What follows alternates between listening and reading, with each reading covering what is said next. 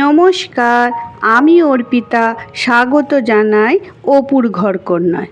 সুস্বাদু, নরম, টেস্টি, আবার নিরামিষি মুইঠা ছানা দিয়ে তৈরি করব। চটপট চলুন দেখে নিই। তার জন্য 100 গ্রাম ছানা নিয়ে নিয়েছি, ঘরে কাটানো ছানা। তার সঙ্গে একটা সিদ্ধ আলু ভালো করে চটকে মেখে নিলাম। মাখা হয়ে গেছে।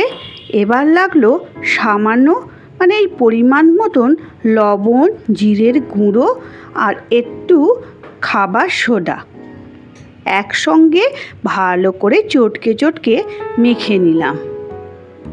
2 চামচ মতন বেসন লাগবে, এর বেশি একদম দেবেন না, 2 চামচ দিলেই যথেষ্ট।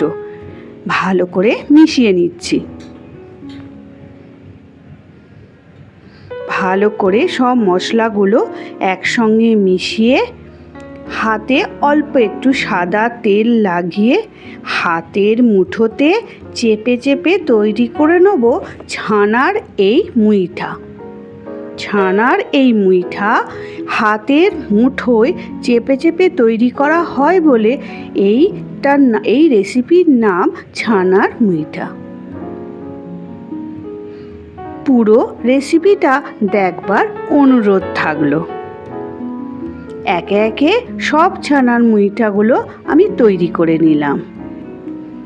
গ্যাস জ্বেলে দিয়েছি, কড়াও চাপিয়ে দিয়েছি। কড়া গরম হয়ে গেছে, সাদা তেল পরিমাণ মতন দিয়ে দিলাম।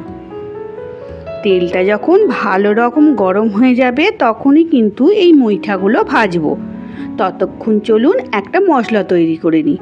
এই 2 চামচ মতো নারকেল কোড়া, 1 চামচ ওই সাদা তিল, একটা কাঁচা লঙ্কা আর একটা টমেটো আর 2টো এলাচ দিয়ে ভালো করে বেটে রেখে দিলাম। তেল এদিকে ভালো রকম গরম হয়ে গেছে। একে একে মুইঠাগুলো তেলেতে দিয়ে ভাজা করে নেব। কাজটা একটু সাবধানে করতে হবে।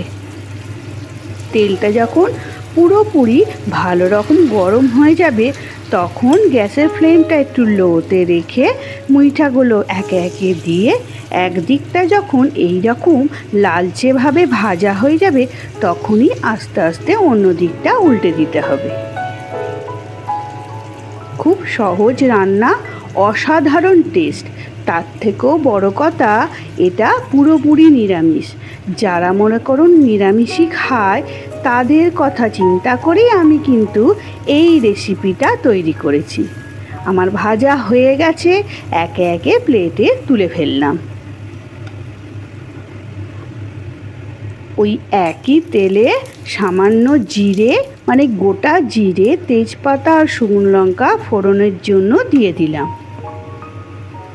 ওদিকে বাটনাটাও কিন্তু আমার রেডি হয়ে গেছে। এবার আমি ছোট চামচের 1 চামচ হিং দিয়ে দিলাম। নিরামিষি রান্নায় হিংটা খুব ভালো আসে। একটু গ্রেট করা আদা, ওই 1 চামচ মতন গ্রেট করা আদা একসঙ্গে ভেজে নিচ্ছি। এবার দিচ্ছি পরিমাণ মতন চিনি, হলুদ আর লঙ্কার গুঁড়ো।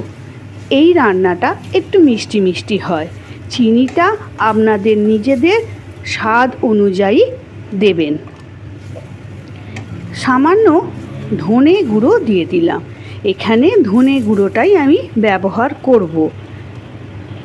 তেলের ওপর চিনি, হলুদ আর লঙ্কার গুঁড়ো দেওয়ার জন্য একটা সুন্দর কালার চলে আসবে। মশলাটাও রেডি করা আছে। মশলাটাও আমি দিয়ে একসঙ্গে নাড়িয়ে চাড়িয়ে ভালো করে রান্না করে নিচ্ছি। এখন এই মুহূর্তে আমার সঙ্গে আমার এই রেসিপিটা যারা দেখছেন তাদের অসংখ্য ধন্যবাদ, তাদের মূল্যবান সময় আমাকে একটু দেওয়ার জন্য। মশলা ধোয়া যে জলটা, বাটি ধোয়া জল আর কি, সেই বাটি ধোয়া জলটা একটু দিয়ে দিলাম। মশলা একদমই নষ্ট করতে ইচ্ছা করে না। পুরো জলটাই দিয়ে ভালো করে নাড়িয়ে চাড়িয়ে একটু ফুটিয়ে নেব। টকবক করে ফুটছে। এই পর্যায়ে আমি একে একে মুইঠাগুলো ভাজা মুইঠাগুলো দিয়ে দিলাম। জলটা যখন টকবক করে ফুটবে তখনই কিন্তু দেবেন। বেশি নাড়ানাড়ি করার দরকার নেই, আস্তে আস্তে একটু এদিক ওদিক করে উল্টে দেবেন যাতে ভেতরে মশলাগুলো ঢুকে যায়। ঠিক এইভাবে আমি উল্টে পাল্টে নিলাম। আর বিশেষ কিছুই লাগবে না, খেতে হয় অসাধারণ। লুচি, পরোটা অথবা ফ্রাইড রাইস কি বাসন্তী পোলাও সবের সঙ্গে জাস্ট জমে যায়। আমি ওপর থেকে একটু ঘি ছড়িয়ে দিলাম। গরম মশলা বলতে 2 এলাচ আমি আগেই দিয়ে দিয়েছি। তৈরি হয়ে গেছে ছানার মুইঠা। কেমন হলো জানাতে কিন্তু ভুলবেন না। রেসিপিটা দেখে একটা লাইক, কমেন্ট আর শেয়ার, আর যারা নতুন বন্ধু তারা একটা সাবস্ক্রাইব। তাহলেই দেখা হবে পরের একটি নতুন রেসিপি নিয়ে। আজকের মতন এখানেই বিদায়।